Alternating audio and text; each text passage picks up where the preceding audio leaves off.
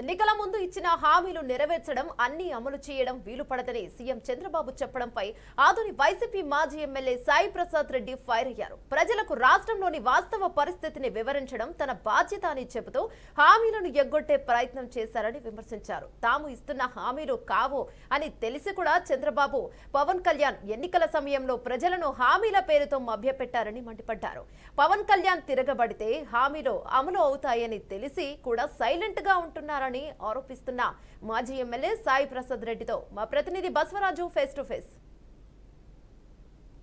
రాష్ట్రంలో కూటమి ప్రభుత్వం ఏదైతే ఇచ్చిన హామీలు నెరవేర్చలేదని ఇటీవల రాష్ట్ర ముఖ్యమంత్రి చంద్రబాబు నాయుడు దావోస్ పర్యటన అనంతరం అంటే కావలసినంత బడ్జెట్ లేదని, కాబట్టి సూపర్ 6 అమలు అసాధ్యమని తెలిపిన నేపథ్యంలో ఆదోని వైసీపీ మాజీ ఎమ్మెల్యే సాయి ప్రసాద్ రెడ్డి ఉన్నారు. ఆయన మాటల్లో ఈ కూటమి ప్రభుత్వం యొక్క పనితీరు ఎలా ఉందో తెలుసుకునే ప్రయత్నం చేద్దాం. అన్న, చెప్పండి, సూపర్ 6 ఇప్పుడు ప్రస్తుత పరిస్థితుల్లో అసాధ్యమని చెప్తా ఉన్నారు. మున్ముందు సంపద సృష్టించి అప్పుడు ప్రజలకు సేవ చేస్తానంటున్నారు. మీరేమంటారు? మొదటే చంద్రబాబు నాయుడుకి బాగా తెలుసు ఇవి అమలు ఏదైతే హామీలు ఇస్తా ఉన్నానో అది అమలు అయ్యే పని లేదని చెప్పేసి, అవి జరిగే పని కాదని చెప్పేసి కూడా బాగా తెలుసు. ఎందుకంటే 40 ఏళ్ళ ఇండస్ట్రీ ఆయనకు తెలియకుండా ఉండదు. అయినా ప్రజల్ని మబ్బపెట్టి రెండోసారి ఇది 2014లోనూ అదేవిధంగా చేసినాడు, 2024లో కూడా అదేవిధంగా హామీలు ఇచ్చి నెరవేర్చలేని పరిస్థితి ఈ ప్రభుత్వం ఉందని చెప్పేసి కూడా ఆయన ద్వారానే ఆయన ప్రజలు చెప్పినాడు, నాతో కాదు ఇవ్వలేనని చెప్పేసి.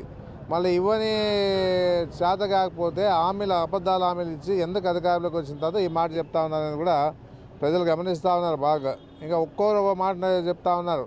పవన్ కళ్యాణ్ గారు కూడా ఆ రోజుల్లో ఏదైతే సూపర్ 6 అమలు చేసినారో ఆ రోజు బీజేపీ కూటమి కానీ బీజేపీ, తెలుగుదేశం, జనసేన పార్టీలు 3 కలిసి ఆ హామీలు ఇచ్చిన పరిస్థితిలో ఉన్నా బీజేపీ వాళ్ళు దానికి ఒత్తాసు పలకలే.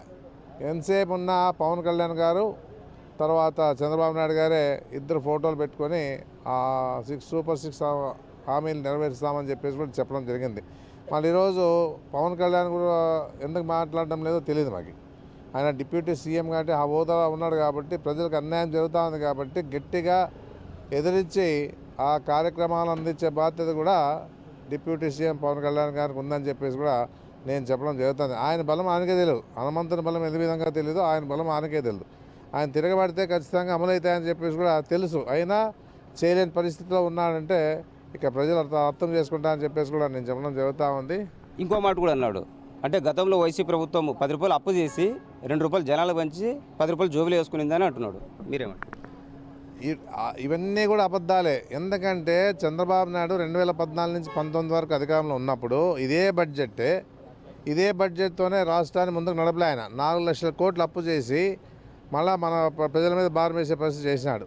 జగన్మోహన్ రెడ్డి ఇదే బడ్జెట్లోనే ఇదే ప్రజలకి ఇచ్చిన హామీలు నెరవేర్చుకుంటూ 3 లక్షల కోట్లు అప్పు చేసిన. అంటే ఆయన కింద ఆయన ఏమి ఇవ్వకపోయినా బడ్జెట్లో ఎంత ఉందో ఆ బడ్జెట్ ఉన్నా ఇవ్వలేని పరిస్థితిలో చంద్రబాబు నాయుడు ఉన్న 4 లక్షల కోట్లు అప్పు చేసినాడు.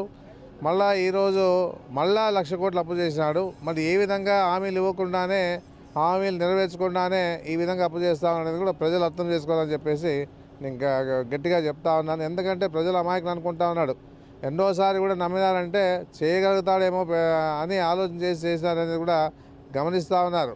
అయినా ఆయన చేయలేదు కాబట్టి ప్రజలు ఎదురు చూస్తూ ఉన్నారు. ఎప్పుడైతే ఎలక్షన్లు వస్తాయో ఆ రోజు ఏమో వాళ్ళు సత్తా చూపిస్తామని చెప్పేసి కూడా నేను చెప్పడం జరుగుతూ ఉంది.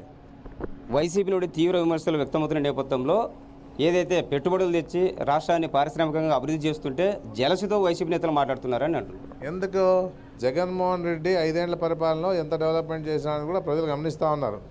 ఆయన సంక్షేమ కార్యక్రమాలు ఇస్తూ నాడు నేడు కింద హాస్పిటల్ కానీ నాడు నేడు కింద స్కూల్స్ కానీ బాగా చేసినారు. తర్వాత మన ఫోర్ట్లు కూడా బాగా అభివృద్ధి చేసినాడు. తర్వాత జగన్మోహన్ రెడ్డి ఇచ్చిన హామీలన్నీ నెరవేర్చినాడు. 17 హాస్పిటల్ తీసుకొచ్చినాడు. ఇన్నేళ్లలో తేలేని మెడికల్ కాలేజ్ పర్మిషన్లు జగన్మోహన్ రెడ్డి హయాంలో 17 మెడికల్ కాలేజ్ తీసుకొచ్చి ఆయన ఆదోనికి కూడా గుర్తు తెలియని ఆదోనికి కూడా మెడికల్ కాలేజ్ ఇచ్చి ప్రజల కోసం అందించే మంచి కార్యక్రమాన్ని కూడా ఇవ్వడం జరిగిందని చెప్పేసి కూడా నేను చెప్పడం జరుగుతూ ఉంది. మాట్లాడేటప్పుడు తెలుసుకోవాలి, ఎవరు ఎక్కువ చేస్తూ ఉన్నారు, ఎవరు తక్కువ చేస్తూ ఉన్నారు, ఏ విధంగా ఈ రాష్ట్రాన్ని ముందుకు తీసుకుపోతా ఉన్నారని చెప్పేసి ఆలోచన చేసేవాళ్ళు ఎవరైతే ఉన్నారో వాళ్ళు అందరూ. కానీ ఈ ఆలోచన లేని వాళ్ళే జగన్మోహన్ రెడ్డి గారి మీద బురద జల్లే కార్యక్రమం చేస్తామని చెప్పేసి కూడా నేను చెప్పడం జరుగుతూ ఉంది.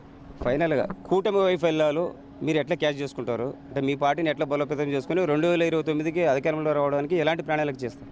ఇప్పుడు ఇంకా 4 ఇయర్స్ టైం ఉంది.